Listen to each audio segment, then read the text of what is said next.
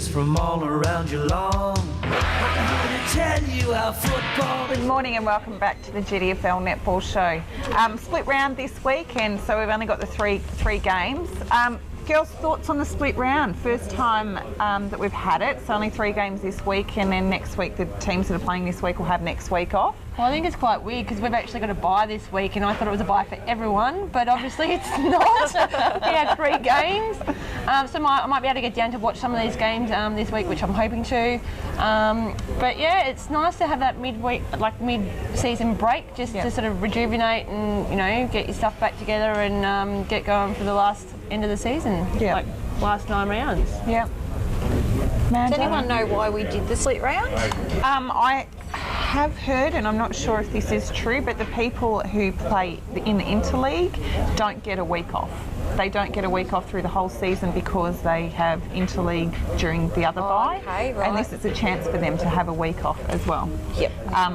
Unsure if that's the only reason for it, but that is something that I've heard. So I suppose from a football point of view, it would be very important for them to rest their bodies. Resting bodies and things like that. And, I think that people always come back a lot fresher and happier after a break. I know after the interleague week that, things were... It either goes one way or the other. It actually either goes to your advantage or not.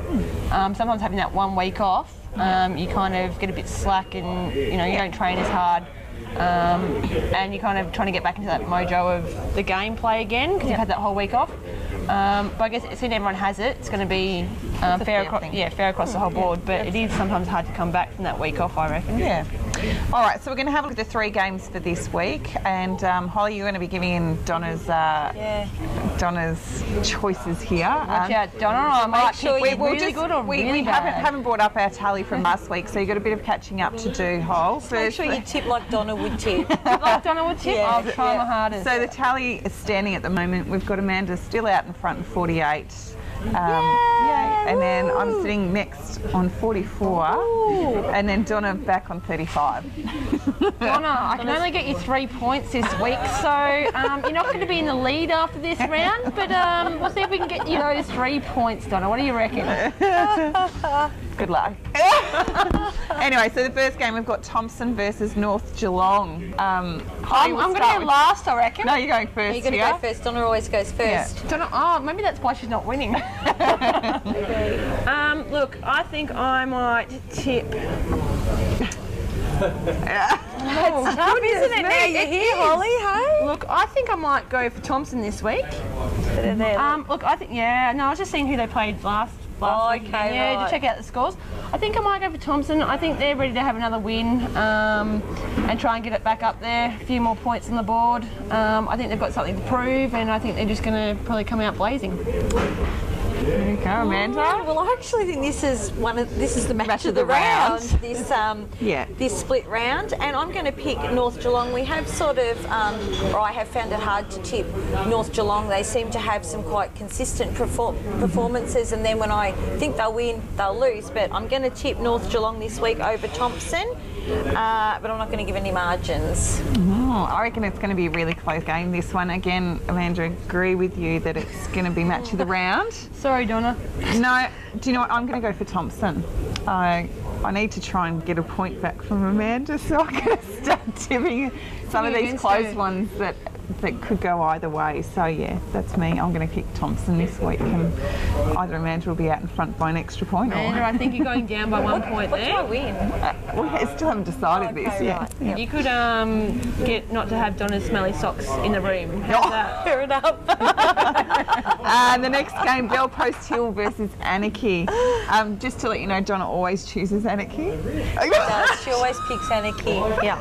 Every time? Yeah. She believes. She believes in them. So. Yeah, okay, well, I think I'll go first in this one. We don't want to sway your decision. You know what? If I'm Donna, I would choose Anarchy, but I'm not Donna. So Donna, I think you're going to go Bell Post Hill this week because you need to have an extra point. I'm sorry. So Bell Post Hill for me, I think by bit of a margin. Look, I think it'll be still a good competitive game, but I think Bell Post Hill's got it over the top of Anarchy. Absolutely. Bell Post Hill sitting second on the ladder, clear a game in front of East Geelong at the moment. They're good. after seeing them last weekend. They're good. It'll be interesting to see whether these changes continue to happen across the court or not. So, Bellpost Hill for me.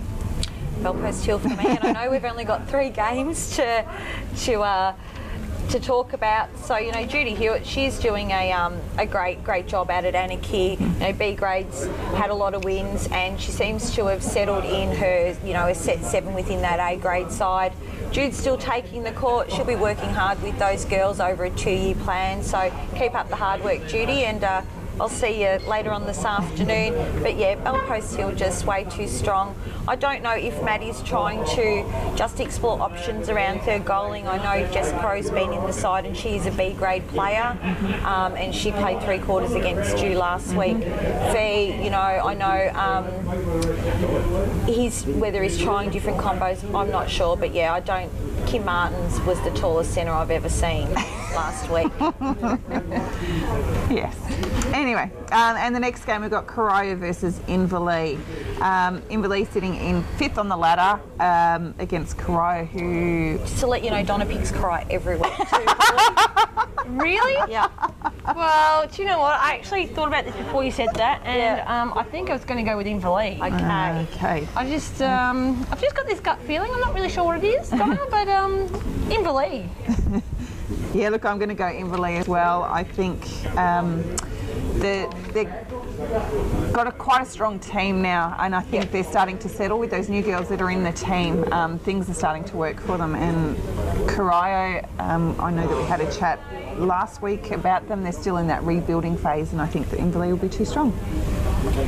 Yes, Inverleigh for me. That'll be a straight 3 this week. Saw Sarah Day played last week. Straight 3, Amanda. I'm confident. In that first one you're out Sarah there. Day played last week. Good to see her back on the court. Michelle Rozakis is playing in the goals, but not for consistent quarters. You know, a couple of quarters here. They are a very young side, and once again, you know, a development year for them. Inverleigh way too strong. Yeah, absolutely. We're going to have a little bit of a look at the ladder in the A grade team. We've got Werribee sitting undefeated on top of the ladder. Strong team, but I know that a few games have been close, and these top 3, so we've got Bellpost Hill on 36 and East Geelong on 32 points. Bannockburn's on 32 points, equal points to East Geelong, so they've only dropped the 3 games, but percentage is obviously the difference. And then Inverleigh sitting in the 5th position, but again, they're just holding in there with Winchelsea just outside. Yeah, and coming up round 14, Winchelsea play Inverleigh, and then the week after Inverleigh play Bannockburn, so they're going to be a couple of crucial rounds that I think will really give us a good indication of who that set 5 will be. Absolutely. Anyway, that's it for the 3 games in the split round this week. Thank you so much, Holly, for joining us and filling in for Donna and Amanda, as usual. Thank you. Pleasure. And it's over to Dick and the boys on the Footy Show.